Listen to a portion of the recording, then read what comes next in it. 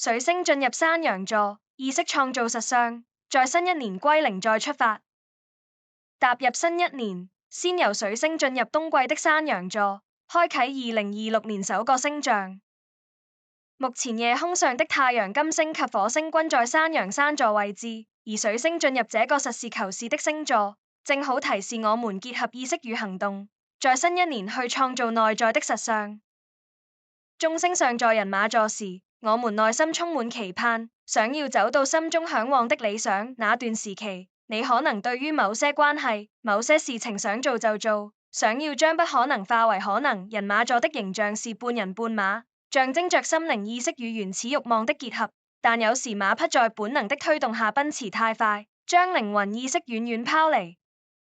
當靈與慾沒法同步，慾望走得太前，就會顯化出求不得的挫敗感。這源於我想要的渴求橫衝直撞過後，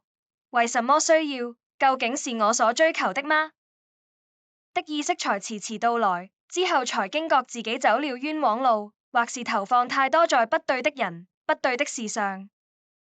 水星進入山羊座，提示我們要放慢腳步，看清人生分叉點上的路標。這段時期我們會發現做起事來一波三折，或是種種狀況令進度延誤。這是因為山羊座的謹慎風格正提醒我們確認內心真正要走的路向，讓我們重新以理性去看清現實，從那些被遺忘的蛛絲馬跡中探討為何結果會事與願違。人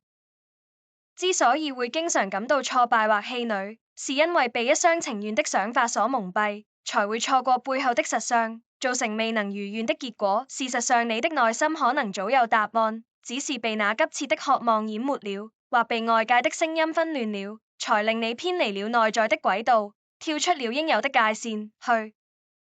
年繞過遠的路，走過錯的路，正好讓我們清晰看見內心真正尋求的是什麼，真正想要留下自由是什麼。新一年就讓一切都重新歸零，在靈魂的指引下創造嶄新的實相。